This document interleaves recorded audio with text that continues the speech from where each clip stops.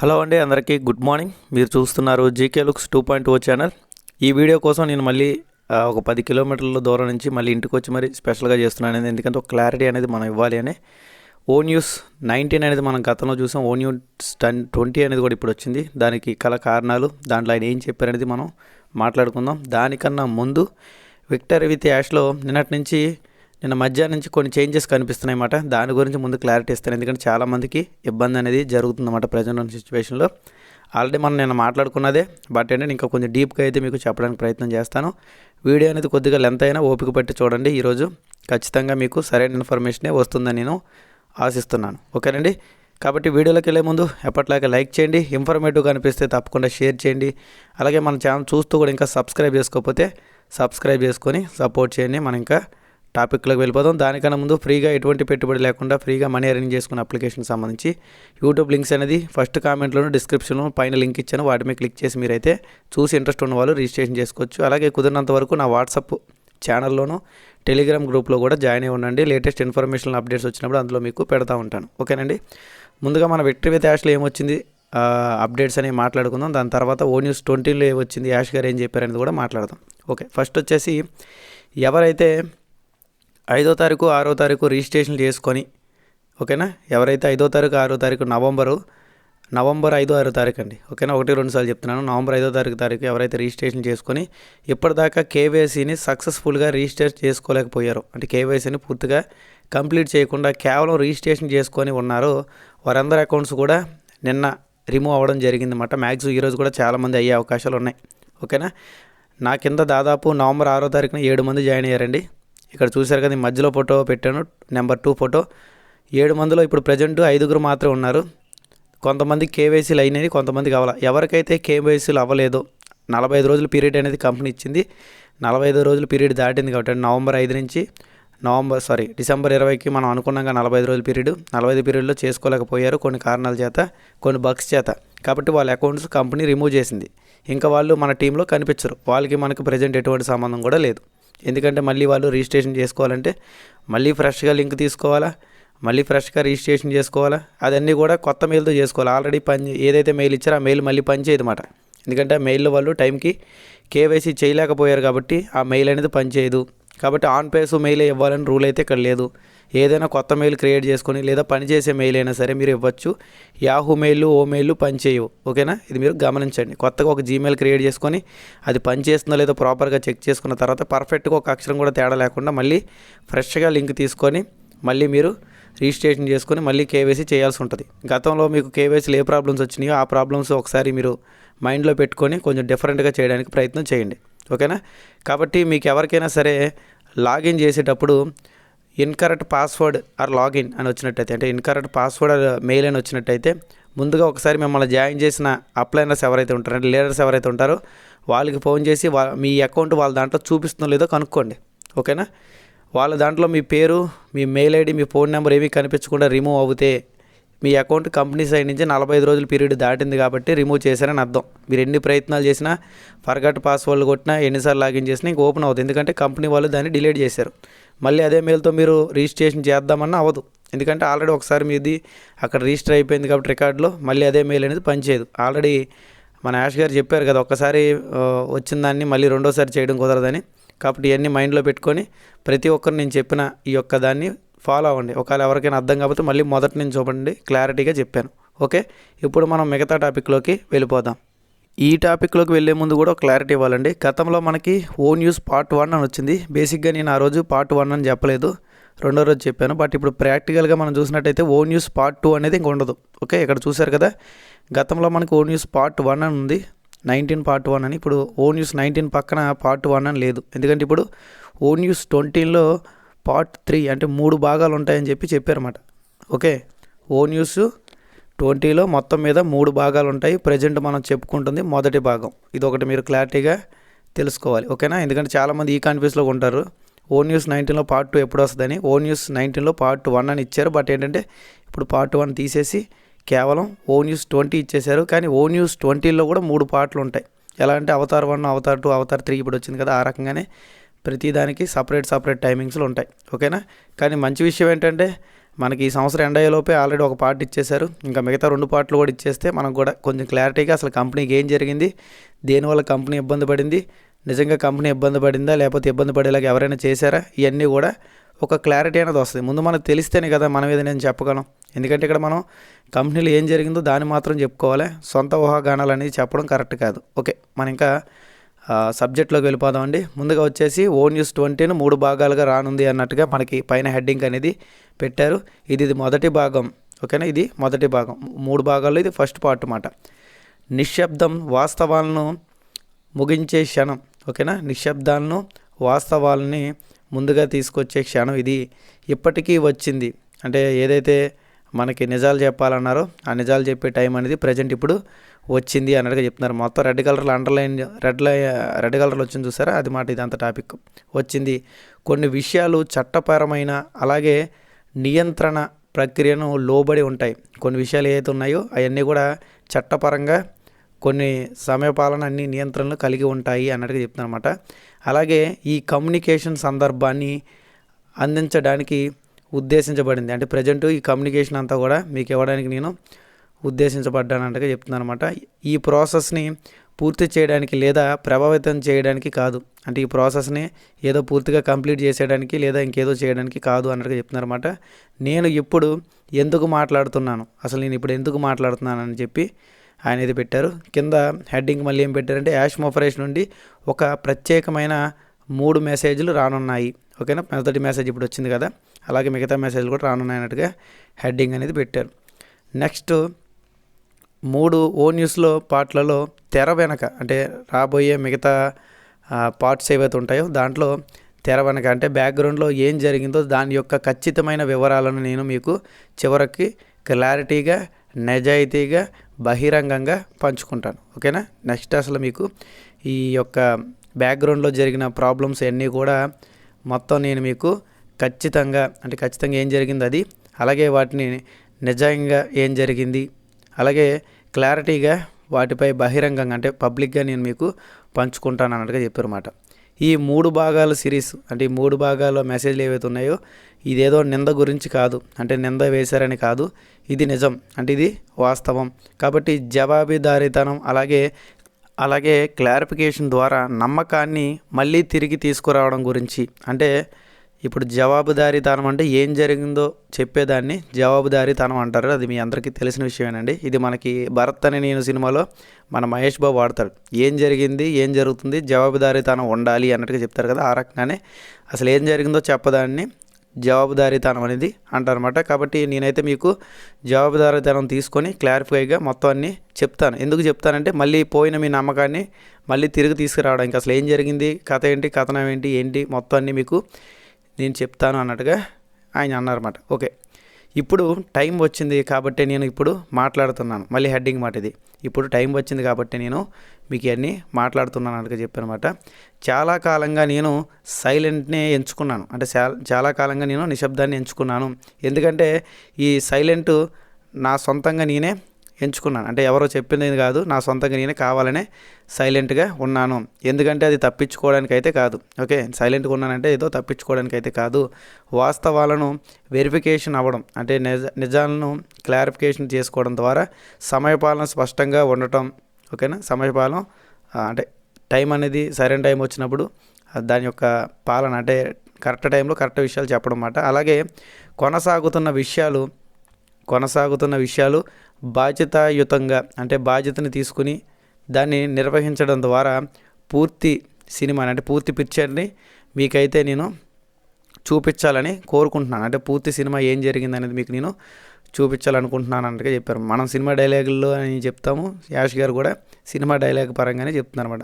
పూర్తి పిక్చర్ని మేము చూపించాలని కోరుకుంటున్నాము. అదే సమయంలో నేను SEC కేసుతో సహా తీవ్రమైన నియంత్రకరమైన సవాళ్ళను అలాగే నావిగేట్ చేస్తున్నాను. గతంలో నేను కొన్ని విషయాలు మీకు పూర్తిగా బాధ్యత తీసుకొని నిర్వహించడం ద్వారా పూర్తి పిక్చర్ని మీకు చూపించాలని నేను కోరుకున్నాను. బట్ అదే సమయంలో SEC కేసుతో సహా అంటే SEC కేసుతో సహా తీవ్రమైన నియంత్రణ సవాళ్ళను నావిగేట్ అంటే దాని దారిని మళ్లించడం అన్నమాట.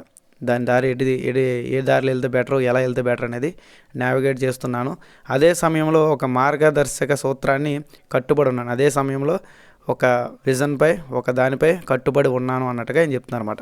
నెక్స్ట్ హెడ్డింగ్ వచ్చేసి బిజినెస్ని పరిష్కరించడం లేదా దానిని తిరిగి నిర్మించడం. మనం కలిసి నిర్మించిన విజన్, మనం ఏదైతే కలిసి నిర్మించిన విజన్ ఏదైతుందో దాన్ని సమయం అలాగే ఆ కళను రక్షించడం, ఇది మాట హెడ్లైన్. నెక్స్ట్ హెడ్లైన్ మాట ఇది. దీంట్లో ఆయన ఏం చెప్పారంటే, డబ్బు ఎప్పుడూ నా యొక్క మొదటి ప్రాధాన్యత కాదు. అంటే డబ్బు అనేది నాకు ఎప్పుడూ కూడా దానికి మొదటి ప్రాధాన్యత నేను ఇవ్వను. నా మొదటి ప్రాధాన్యత ఏంటంటే ప్రజలు, సూత్రాలు. ఓకేనా, ప్రజలు, సూత్రాలు.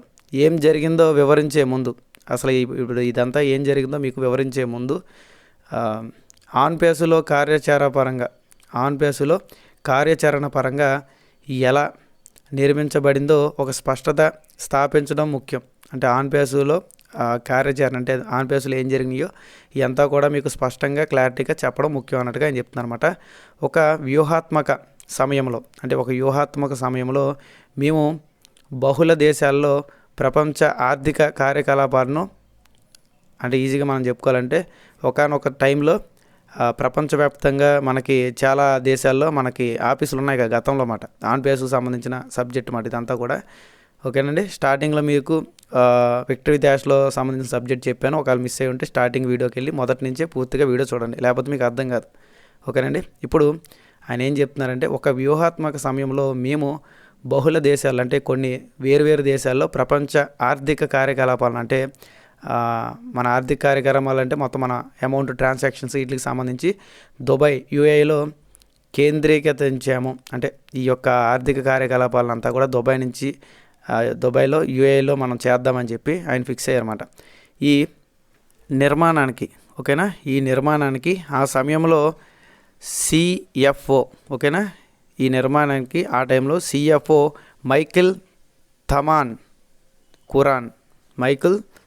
కురాన్ అని చెప్పి ఒక వ్యక్తిని నిర్మించారు. ఎలాగ సిఎఫ్ఓగా మైకిల్ తమాన్ కురాన్. ఈయన పేరు నాకు పెద్దగా ఐడియా లేదు. బట్ ఏంటంటే మనకి హైదరాబాదు ఏదైతే ఉందో దానికి సంబంధించిన టీ హబ్లోకి ఈయన వచ్చినట్టు నాకు కొద్దిగా గుర్తుంది. సిఎఫ్ఓ వచ్చారని అప్పట్లో మనం మాట్లాడుకున్నాం కదా.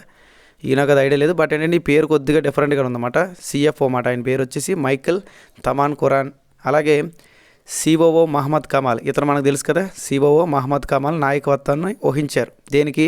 దుబాయ్లో మనం ఆర్థిక కార్యకలాపాలని. నేను ఆల్రెడీ మీకు ఈ సబ్జెక్ట్ అంతా చెప్పానండి. ఈ సబ్జెక్ట్ ఎవ్వరు కూడా మీకు చెప్పలేదు. కావాలంటే నా లైవ్లో అట్లా చెక్ చేసుకుని నేనేం చెప్పాను, ఎస్సీసీ కేసు పడినప్పుడు మనకి ఇది అమౌంట్ అంతా, మన ఫౌండర్ మెంబర్షిప్ అమౌంట్ ఇవన్నీ కూడా మనకి ఎక్కడి నుంచి ట్రాన్సాక్షన్ జరిగినాయండి, మనకి యుఎస్ఏ ఫ్లోరిడాలో ట్రాన్సాక్షన్ జరిగినాయి. అంటే మీరు ఫౌండర్ మెంబర్షిప్ తీసుకున్న డబ్బులంతా కూడా యుఎస్ఏకి సంబంధించిన బిల్ అనేది మీకు వచ్చింది. అప్పుడు $97 ప్లస్ $5, అంటే మొత్తం మీద $102 $103 అప్పట్లో మీరు అందరూ గమనించే ఉంటారు. ఫౌండర్ మెంబర్షిప్ డబ్బులంతా కూడా మనం యుఏఈకి యునైటెడ్ స్టేట్స్లో, అంటే మనకి ఈజీగా చెప్పుకోవాలంటే ఫ్లోరిడాకి మనకు బిల్ అంతా అయిందన్నమాట. నెక్స్ట్ మనకి ప్యాకేజీ బిల్లు, నేను చాలాసార్లు చెప్పాను. ఇది మీరు కావాలంటే ఒకసారి నా ప్రీవియస్ వీడియోలు చూసుకున్నట్టయితే మీకు అర్థం అవుతుందన్నమాట. ప్రీవియస్ వీడియోస్లో దుబాయ్లో మనం కట్టిన అమౌంట్ అంతా కూడా పలానా బుర్జ్ ఖలీఫా 153 147 ఫ్లోర్స్లో ఇదంతా కూడా బిల్డింగ్ అయ్యిందని చెప్పి మనకు వచ్చినాయి. మనం ఎప్పుడైతే ప్యాకేజ్ కట్టామో ఆ అమౌంట్. ఓకేనా, ఇదంతా కూడా నేను ఆల్రెడీ గతంలో మీకు చెప్పిందే. బట్ ఏంటంటే ఆయన నోటితో ఆయన చెప్తున్నప్పుడే మీ అందరికీ ఒక క్లారిటీ వస్తుంది అన్నమాట. ఓకేనా, కాబట్టి ఫౌండర్ మెంబర్షిప్ డబ్బులంతా కూడా మనం యుఎస్ఏ, అంటే యునైటెడ్ స్టేట్ అమెరికాలో మనకి ఫ్లోరిడాకి వెళ్ళినాయన్నమాట. ఫౌండర్ మెంబర్షిప్ అమౌంట్ బిల్లు కూడా మనకి అదే చూపిస్తుంది.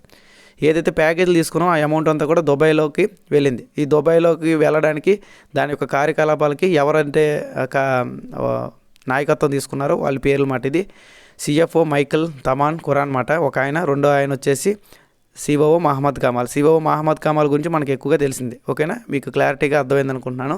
అప్పుడు జరిగిన స్టోరీలో కొద్దిగా క్లారిటీగా నేను మీకు ఈ బిట్ కలిపి చెప్పాను అనమాట. ఓకే, నెక్స్ట్ వచ్చేసి ఆ క్షణం నుంచి క్రింద వాటిపై రోజువారీ కార్యకలాపాలు దుబాయ్ నుండి నిర్వహించబడ్డాయి. ఓకేనా, ఆ సమయం నుంచి క్రింద వాటిపై, అంటే కింద కొన్ని విషయాలు రాశారన్నమాట.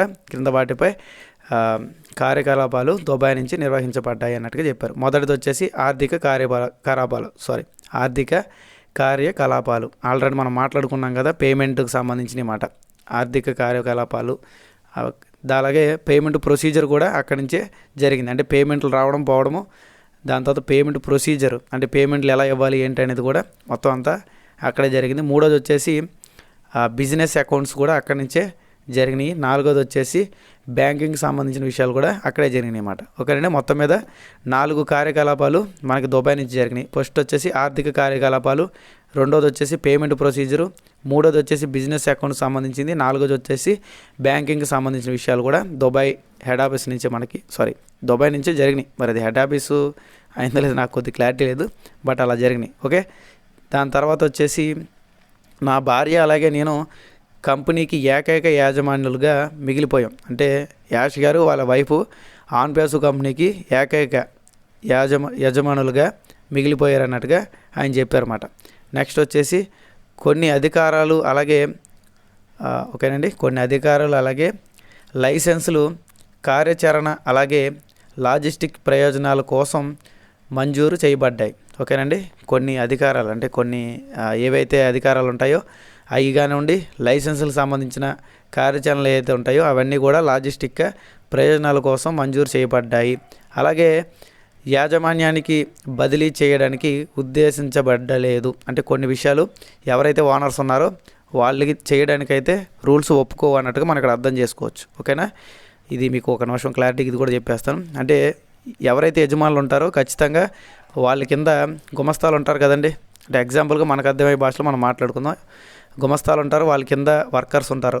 ప్రతి బిజినెస్కి ఇది కామన్ అన్నమాట. కాబట్టి ప్రతిదాన్ని యజమానే చేయలేడు. ఎందుకంటే కొన్ని లైసెన్సులు కానివ్వండి, కొన్ని లాజిస్టిక్స్ పరంగా వాళ్ళ కింద కొంతమందిని నియమించాలి, వాళ్ళ ద్వారానే కొన్ని విషయాలు జరగాలన్నట్టుగా యాష్ గారు అయితే ఇక్కడ మనకి చెప్తున్నారు. కాబట్టి అన్ని యజమానులు చేయలేరు అన్నట్టుగా మనం ఇక్కడ చెప్పుకోవాలన్నమాట.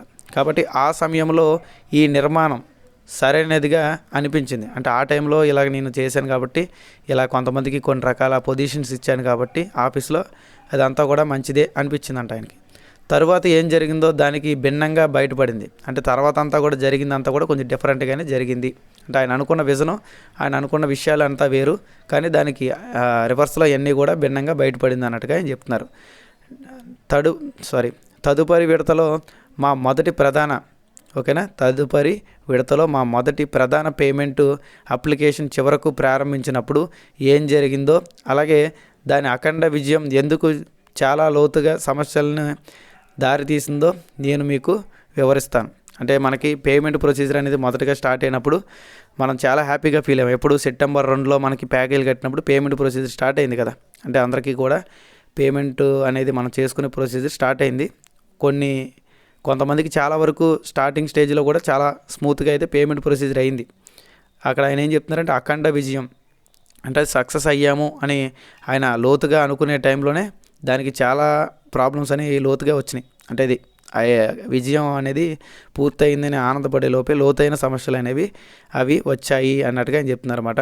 కాబట్టి ఈ పేమెంట్ ప్రొసీజర్లో ప్రాబ్లమ్స్ ఏమొచ్చినాయి, ఈ పేమెంట్ ప్రొసీజర్లో ఈ ఇబ్బందులు రావడానికి కారణాలు ఏంటి, ఇవన్నీ విషయాల్ని మనకి పార్ట్ 2లో అనేది ఆయన చెప్తానంటున్నారు అన్నమాట. దీంట్లో ONews20 పార్ట్ 2లో ఆయన చెప్తారు. కాబట్టి ప్రతిదీ మారిన క్షణాన్ని వివరిస్తాను. అంటే ప్రతిదీ మారిన క్షణంలో ఏం జరిగినాయో అన్నీ కూడా మీకు వివరిస్తాను అన్నట్టుగా ఆయన చెప్తున్నారు. ఓకేనండి, మీ క్లారిటీగా క్లియర్గా ఒక 2 నిమిషాలు సబ్జెక్ట్ చెప్పేసి వీడియో ముగిద్దాం. ఈరోజు వీడియో లెంత్ అవుద్దని మేము ముందే చెప్పాను, ఎందుకంటే చాలా సబ్జెక్ట్ ఉంది, దాన్ని మొత్తం క్లారిటీగా నేను రాసుకొని మీకు చెప్పాలి కాబట్టి. ఓకేనండి, ఫస్ట్ వచ్చేసి మనకి విక్టరీ విత్ యాష్లో చాలామందికి ఎవరైతే 45 రోజులు కేవైసీ చేసుకోలేకపోయారు, 45 రోజుల సమయంలో కేవైసీ చేసుకోలేకపోయారో వాళ్ళందరి అకౌంట్స్ కూడా రిమూవ్ చేయబడుతున్నాయి.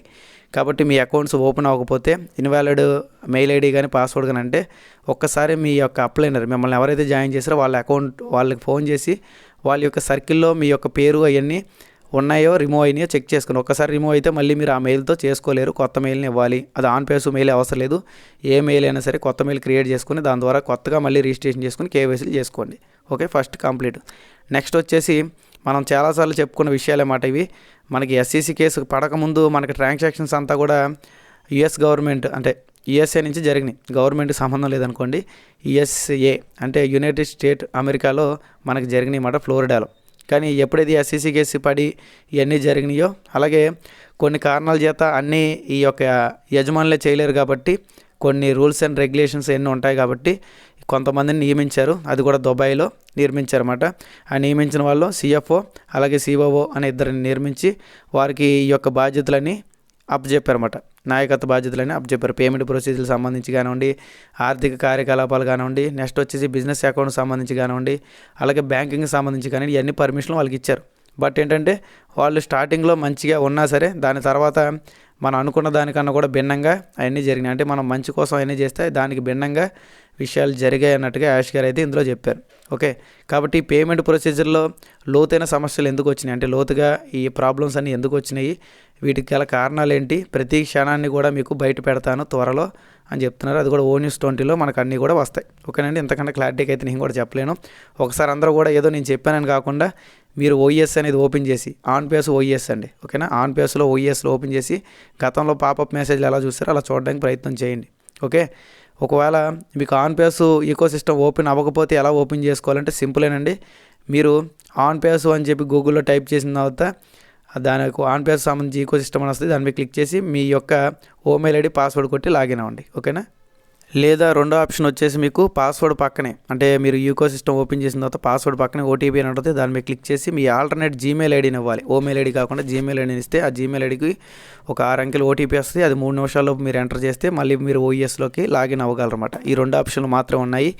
OES అప్లికేషన్ ద్వారా ఓపెన్ అవ్వదు. ఎవరైనా సరే క్రోమ్లోకి వెళ్ళి ఆ క్రోమ్ నుంచే మీరు పాస్వర్డ్ ద్వారా కానివ్వండి లేదా OTP ఆప్షన్ ద్వారా కానీ చేసుకోవాలి. ఈ పాస్వర్డ్ మర్చిపోయినా OTP మీకు రాకపోయినా సరే OESలోకి లాగిన్ అవ్వలేరు. ఓకేనా, ఇది మీరు గమనించాల్సి ఉంటుంది. రెండోది వచ్చేసి ఆన్పేస్కి విక్టరీ విత్యాష్కి లాగిన్లు రిజిస్ట్రేషన్ ప్రొసీజర్లు అంతా వేరే. కాబట్టి లాగిన్ అయ్యేటప్పుడు జాగ్రత్తగా చేసుకోండి. ఏమైనా డౌట్స్ వస్తే మీ అప్లైనర్ని సంప్రదించండి. ఈ వీడియో ఇంతే ఉంది. లైక్ చేయండి, షేర్ చేయండి, సబ్స్క్రైబ్ చేసుకోండి. Thank you all.